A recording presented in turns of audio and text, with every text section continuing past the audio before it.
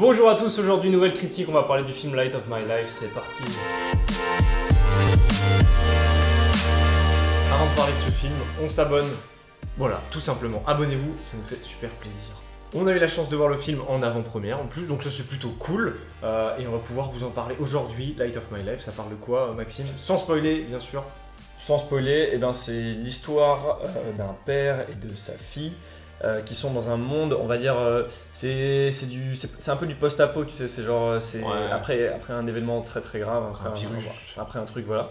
Et tu les vois un petit peu survivre en fait, c'est un film de survie à la manière de tous les films de survie. Toutes les femmes ont disparu. Ouais, c'est Voilà, oui, surtout ça. En Ouais, fait. ça c'est le concept de base. Et le père se trimballe sa fille, donc c'est un peu chaud pour lui, il doit se débrouiller comme il peut. C'est un peu le pitch de base.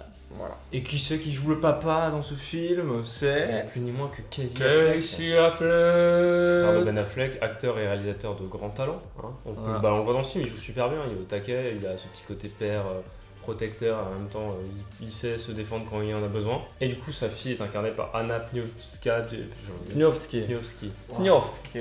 Et sa fille est incarnée par Anna Pniowski, qui est une jeune actrice très jeune, pareil 13-14 ans. Ouais, très jeune. Pas plus, mais elle livre une belle performance. Hein. Elle joue très bien. Elle est dans la retenue, elle est toujours dans le juste. Je peux pas vous dire mieux. Il y a même Elizabeth Moss qui jouait dans The Invisible Man. Ouais, voilà, c'est ça. Moi, j'aime pas cette actrice, hein, j'annonce.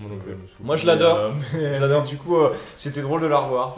Ah, salut. Parce que du coup, oui, c'est réalisé par Casey Affleck. Casey. Oui. Donc, il joue, il réalise. Très, très fort. C'est pas donné à tout le monde de faire ça. C'est donné à personne. Et il a une réalisation qui est.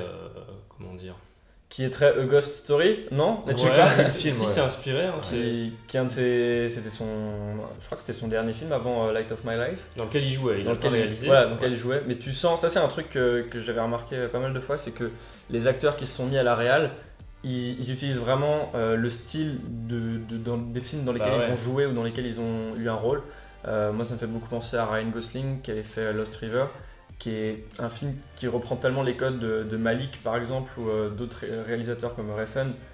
Enfin, tu sens qu'un acteur, il n'a pas, tu vois, cette... il s'inspire de ce qu'il a vu avec ses réals. Hein, c'est exactement ça. Mais du coup, là dans ce film, on a beaucoup de plans très fixes, une réal vraiment posée, ça pose une ambiance. Le même type de focal qu'il y avait dans Ghost Story, avec vraiment tu mets tout le décor en place, enfin tu vois toute la pièce à chaque fois. C'est des trucs assez larges. Et c'est pas trop non plus cool. En plus. Mais les plans sont tous fixes en fait. Il y a juste des pannes de temps en temps, mais très légers. Genre vraiment. Ce qui est vraiment pas plus que. Ouais. Et ça, je trouve que c'est un parti pris vraiment très intéressant et même une assez bonne prise de risque. Parce que le film est quand même sur un sujet assez grave, on parle de survie, on parle de gens qui sont toujours en mouvement, parce qu'ils ne peuvent pas s'arrêter, ils sont toujours poursuivis par quelque chose. Et pourtant les plans ne bougent pas. Et voilà, et le fait que les plans ne bougent pas, c'est un petit peu, je pense, pour montrer genre qu'à chaque fois, vu qu'ils sont ensemble, il y a une certaine stabilité. C'est le dernier truc de stabilité qui reste chez eux, c'est le fait qu'ils sont encore ensemble, du coup, le père et la fille. Et je pense que c'est pour ça que la mise en scène, il a voulu la faire avec que des plans fixes. Justement, c'est l'avantage quand tu as des plans fixes, tu peux te permettre de construire comme tu veux, t'as pas de mouvement, tu te dis bah merde, là si on bouge, on va voir cette lumière. Là tu prends le temps de poser ton décor, tu mets tes lumières où tu veux et tu crées une ambiance. Et du coup, les lumières dans le film sont magnifiques. Dans chaque décor. Elles sont vraiment ça c'est grâce au directeur photo Monsieur Arcapao, qui est le mec qui a fait, moi c'est une photo qui m'avait grave marqué, c'est le film Macbeth, je sais pas si vous l'avez vu avec j'ai oublié son nom. Non, comment il s'appelle? Il y avait Marion Cotillard devant.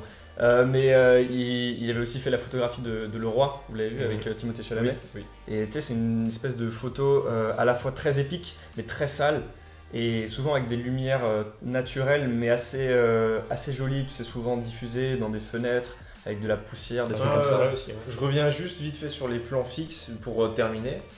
C'était très cool, mais du coup j'ai pu voilà, ça c'est le côté un peu chiant, mais je peux remarquer des petits faux raccords de temps en temps. Et oui, parce que en fait, et ça c'est, je pense que c'est parce que c'est du plan fixe. Je prends l'exemple de la première scène qui dure 12 minutes. Et ben pendant 12 minutes tu jongles avec 3 plans, et du coup pendant 12 minutes t'as le temps en tant que spectateur de regarder tout. Et à un moment donné, c'est une scène mais c'est nul, hein, c'est un faux raccord tout pourri. Hein. Mais je pense que si ça avait pas été en plan fixe, je l'aurais pas remarqué. C'est un repas, ils sont en train de manger, et pendant quelques minutes, t'as juste un champ contre champ.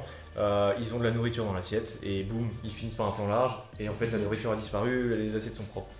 C'est nul, mais c'est juste pour dire C'est que nul. les plans fixes, oui, Ouais. mais c'est vrai que ça peut orienter sur d'autres choses et tu peux remarquer des détails que d'habitude tu ne remarques pas parce que t'as pas le temps. Ouais. de C'est t'apprêter vrai. là-dessus. On le disait, le film utilise une réelle vachement posée, vachement calme, avec des plans très fixes. Et du coup, quand tu as des petits moments un peu plus intenses avec du combat ou le rythme qui s'accélère, la cassure est d'autant plus marquée parce qu'on avait ce rythme-là juste avant. Et ça, c'est très bien fait, et notamment les séquences de combat sont aussi faites en plan fixe. Ouais. Quand d'habitude, dans les films, c'est souvent des caméras embarquées où tu as des Justement, mouvements ouais. dans tous les sens pour te perdre un petit peu et pas voir que les acteurs ne se donnent pas vraiment les coups. Là, pour le coup, tu Ouais. sens vraiment la violence du truc parce que c'est en plan fixe, t'as la caméra qui est posée et le mec qui lui éclate la gueule par terre. Ouais, Ça marche bien. C'est vraiment bien foutu. Genre, c'était super bien fait et c'est là qu'ils se permettent quand même de temps en temps des petits pannes. Parce que c'est vrai qu'ils se déplacent dans la maison donc il y a quand même des petits. Ouais, c'est Un vrai. petit peu, mais c'était trop bien fait. Vraiment, c'est impactant de ouf donc ça marche bien. Ça prouve bien que de toute façon, dans la vraie vie, il n'y a pas de cut. Bah ouais. Ah bon Ah bon Bah ouais. Moi, j'ai Premiere Pro dans mon cerveau. Fait des montages. On peut parler du scénario du coup, et le film, donc c'est un film de survie. Voilà, c'est dans un monde post-apo, il y a un concept un peu stylé où voilà, une certaine partie de la population a disparu, il faut survivre, il faut se démerder pour échapper à ceux qui nous poursuivent. Le film le présente plutôt bien. Ouais. Parce qu'on a cette sensation justement d'être toujours traqué, de jamais être en sécurité nulle part, même quand on a Ouais. une maison, qu'on a un petit peu de nourriture, on a toujours ce côté. Walking Dead. Ce qu'il y a derrière nous, ça nous rattrape vite et il faut Ouais. toujours être réactif et prêt à partir à tout moment. Et d'ailleurs, le truc, on en avait parlé, on en parle à chaque fois dans nos films de l'année suivante. Le film de Charlie Kaufman avec Daisy Ridley et Tom Holland, Chaos Walking. Chaos Oui, Walking, Chaos Walking. qui est aussi l'histoire d'une dystopie où les femmes n'existent plus. Ouais, Du exact.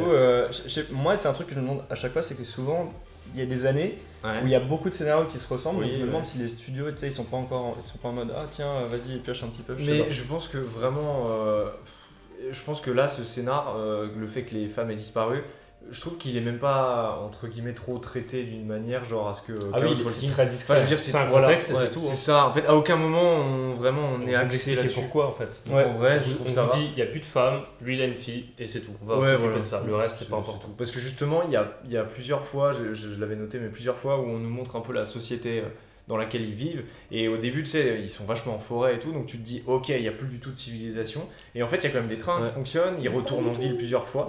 Et donc ça, c'est intéressant un peu de piéger le spectateur, de se dire qu'au final, c'est le père et la fille qui ont fait le choix de vraiment vivre une vie un peu de bohème. Donc, Ouais, parce qu'ils ont peur en fait. Dès qu'ils Ouais. sont en ville, il y a plus de monde, donc potentiellement plus de gens qui peuvent capter que c'est une petite fille Voilà, et c'est s'en ça. prendre à eux. Ah bah pour terminer, bon on va pas spoiler, mais la fin, je trouve arrivait un peu, je sais pas comment expliquer. Vous aussi non, vous avez ressenti ce côté fin pas, non? Faut pas s'attendre à une fin en apothéose. Voilà. C'est une fin qui atterrit. Voilà, C'est ça. Et tout va bien. Mais enfin, tout va bien, on spoile pas, mais c'est Bah, une façon de ouais. terminer le film tranquillement sans qu'il y ait un final explosif. C'est C'est- pas une mauvaise chose en Non. soi, on aime ou on n'aime pas, après voilà, c'est les goûts. Le film se termine et Il y a un générique. clôture le truc. Ouais, il y a un générique sans spoil, mais enfin, il n'y a pas de question qui reste sans réponse. Donc voilà. Bah dans son ensemble, le film il était cool, franchement. C'était Ouais, une, vraiment c'est cool. une belle découverte. Qu'est-ce qu'il y a Ouais. fait que de l'avenir dans la réal, Ouais. tout comme dans le jeu. Donc, Ouais, De ouf. franchement, il devrait continuer. Ah bah non, en fait, c'est pas son premier film. Son premier Oui, film, c'est c'était I'm Still Here avec Joaquin Phoenix, le documentary là. Du coup, bah, ça comptait pas en fait. C'était un peu, c'est un truc, c'est un documentaire. Ouais. C'était un peu un galon d'essai. Voilà. Non, ouais, là, peut-être qu'il a trouvé un style, je sais pas. On verra ce que la suite donne. En tout cas, le film est du coup sorti cette semaine au mois d'août 2020 en France parce qu'il est sorti aux États-Unis l'année dernière. 2019, il est sorti aux États-Unis. Exactement. Ouais. Je crois qu'en France, il devait sortir de base aux alentours de mars-avril, comme la plupart des films qui sortent aux États-Unis l'année d'avant. Eh oui. Et ouais, bah, il a pris son temps. Et ben, vu qu'en ce moment, il n'y a pas énormément de films, c'est le meilleur moyen de le découvrir en fait. Ouais, d'aller le voir, franchement, Voilà. faut pas hésiter à aller le voir. Mm. Il dure quand même 2 heures, c'est un peu long, mais en vrai, ça passe bien. Enfin, je veux dire, Ouais. tu suis quand même une belle histoire et tout, donc non, franchement, faut pas hésiter à aller voir ce film. Mm. Voilà, même s'il y a Tenet qui arrive dans pas longtemps, et celui-là, voilà, faudra le voir un peu plus. Ah. En tout cas, on vous invite vraiment à aller voir ce film et à nous dire ce que vous en avez pensé, si vous l'avez déjà vu. Abonnez-vous si c'est pas encore fait. Et nous, on se retrouve bientôt pour de nouvelles aventures. Voilà, ciao. Ciao.